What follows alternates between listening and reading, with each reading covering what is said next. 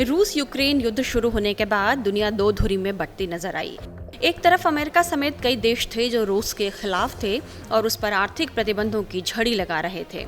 दूसरी तरफ भारत और चीन जैसे राष्ट्र रूस के साथ खड़े थे। इस युद्ध को लेकर अंतर्राष्ट्रीय स्तर पर तनाव बरकरार है, लेकिन इस बीच हाल ही में अमेरिकी सांसद नैन्सी पेलोसी ने ताइवान का दौरा कर चीन का पाड़ा चढ़ा दिया। ऐसे में अमेरिका के साथ चल रहे तनाव के बीच अमेरिकी राष्ट्रपति जो बाइडेन, चीन के राष्ट्रपति शी जिनपिंग और रूस के राष्ट्रपति व्लादिमीर पुतिन आमने सामने होने वाले हैं। इस मुलाकात को लेकर अंतर्राष्ट्रीय स्तर पर चर्चा तेज हो गई है।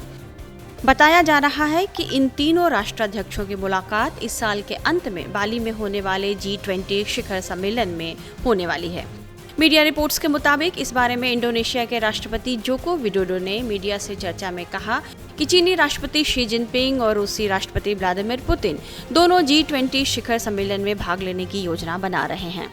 उन्होंने कहा कि शी जिनपिंग आएंगे। राष्ट्रपति पुतिन ने भी मुझसे कहा है कि वे आएंगे। हालांकि विडोडो ने कहा कि बड़े देशों के बीच इस तरह की प्रतिद्वंदिता वास्तव में चिंताजनक है। रूस और यूक्रेन में जंग के बाद ये पहला मौका होगा जब जिनपिंग, पुतिन और बाइडेन अन्य यूरोपीय नेताओं के साथ पहली बार आमने सामने होंगे।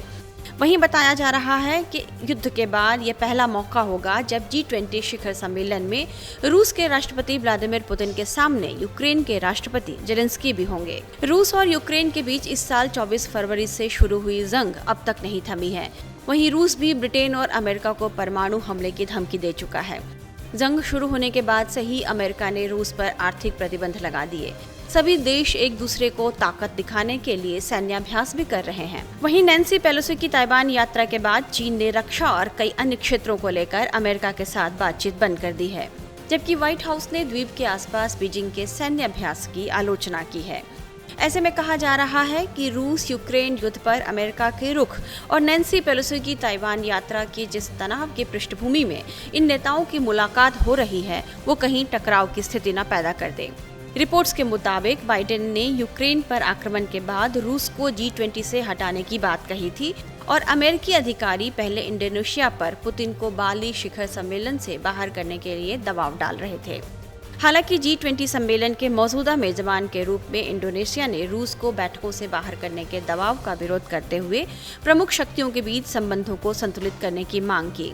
इस महीने की शुरुआत में पेलोसी की ताइवान यात्रा के मद्देनजर इंडोनेशिया के विदेश मंत्रालय ने कहा कि दुनिया को शांति और स्थिरता बनाए रखने के लिए समझदारी और जिम्मेदारी दिखाने की जरूरत है।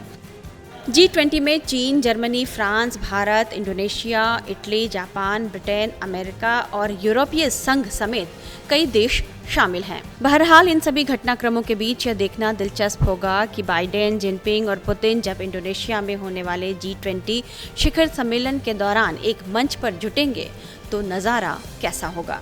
टाइम्स नाउ नवभारत डिजिटल की रिपोर्ट।